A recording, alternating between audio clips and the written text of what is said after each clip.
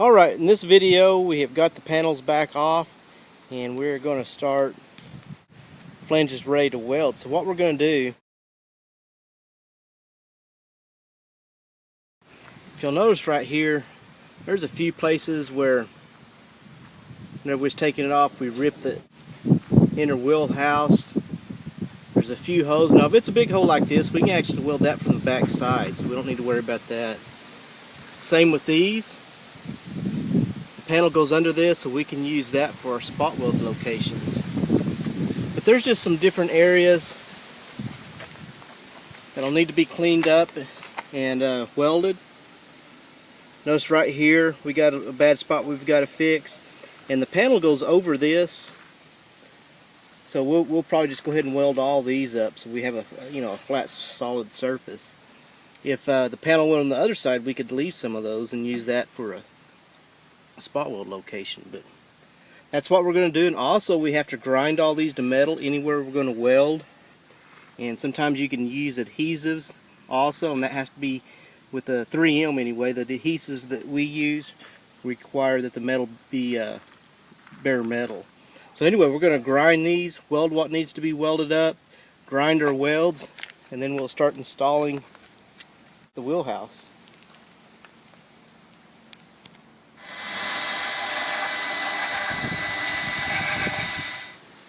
Okay, now we've got ground and metal all the weld locations.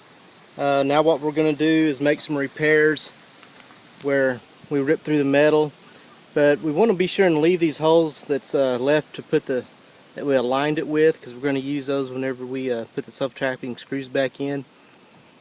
These holes on something like this, we're not going to weld these up because it can be welded from the back side. Got it welded in there, or ground in there.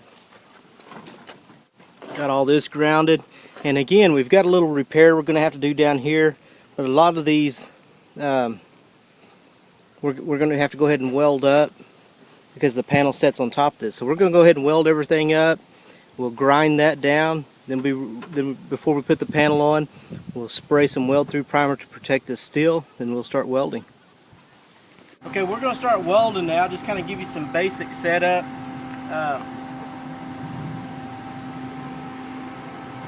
We're using 023 wire. That's generally used for auto body unless you get into some heavier frames. The gas that we use is 25% argon, 25% carbon dioxide. Works real well for auto body work. Kind of give you an idea of where to start. Again, I'm not going to get into a real deep discussion on welding and setup, just to give you a brief overview. I do have some videos on that, but if you look on this chart, most welders have some type of chart like this. Look at what kind of gas you're using, the thickness of metal we're using. So we're using about 20 gauge. This is a starting place where to put it. So 20 gauge is going to be E4. So that's a starting place to put it. Then you come over here to your settings. We'll put that on E4. Now I may have to fine tune that a little bit. The gas, you set it at about 20 psi. However, it's a little bit windy today, so wind will blow your gas away. So I'm going to crank that up just a little bit more. And to check that, you have to actually press your trigger, and then you look at the gauge. So I'm about 25 right now. I'll see how that does, if I'm going to be able to weld in this wind or not. You always want to have a welding helmet because this does produce UV rays. Very bad for your eyes. You don't want to look at it. You should also have, I looked, I couldn't find any, but you should have some welder's gloves, and you could even wear sleeves. But I'm wanting to go ahead and get this done, so I'm going to go ahead and do it, but I would not recommend doing it without gloves because it can burn you. So I'm going to go ahead and start welding. Now, you notice I've got this covered. If it's too close where I'm going to be welding, this is just cardboard. You'd catch that on fire. This is a tarp when I start welding this area. It's just to keep the splatter off so you don't pit the glass. Notice I've got a welding blanket down here where some of that slag may fall. I've got it wrapped around here so I'll protect all of that area. Okay, I'm going to weld all these up. And if it's a smaller hole, you can probably just weld it up without trying to use any filler, you know, backing or anything like that, and that's what I'm going to do on this. Come over here. So for example, I'm going to just start welding this edge, and I'm going to trigger it. I'm going to weld a little bit and let it cool so I don't burn holes or burn through. Then I'm going to weld a little bit, let it cool. Weld a little bit, let it cool till that's completely solid. Then I'll have to come back and grind that off, and I'll do those for each one of these. Okay, get over here. Pretty close. Get your camera on it, but don't look at it, okay?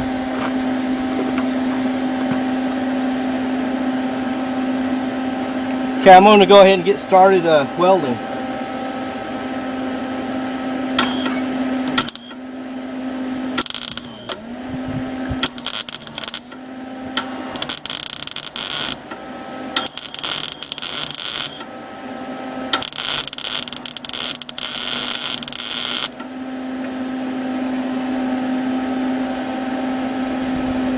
That was like, I'm going to tune this a little bit. I'm going to give it a little bit more heat.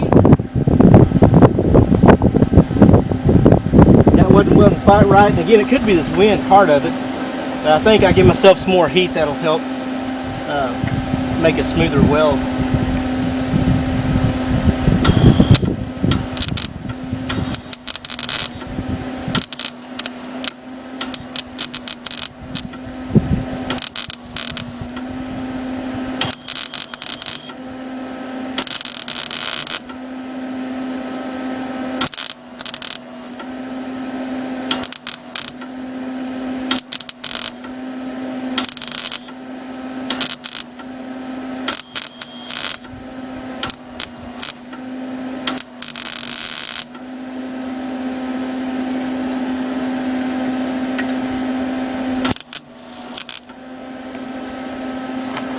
Okay, yeah, that one welded much better than that one. See how that one sits so high? You don't want it sitting that high. You want it to kind of level out.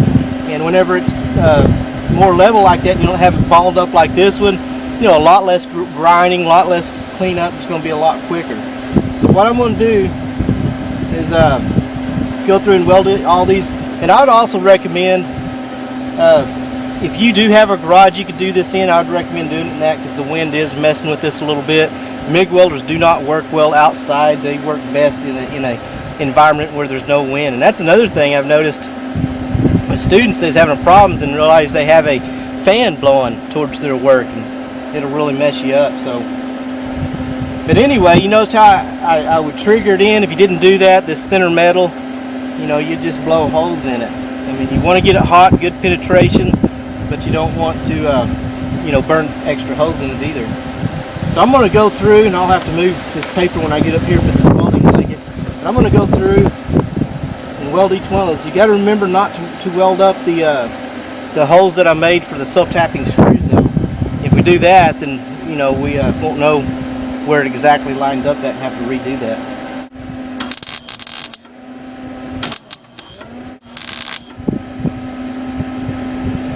Another thing, be sure have everything covered up the best you can, but always have, you know, like a fire extinguisher nearby, you know, just in case the little fire starts.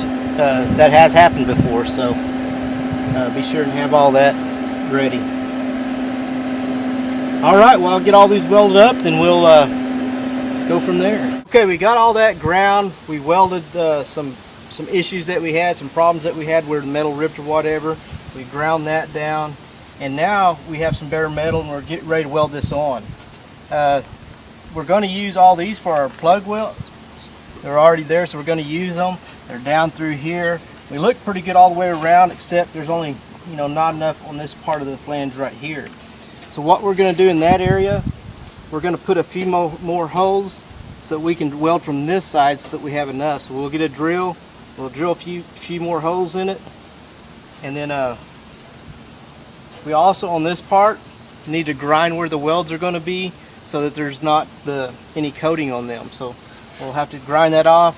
We'll have to put weld through primer on that as well. Weld through primer on this bare metal, then we'll put it on and start welding.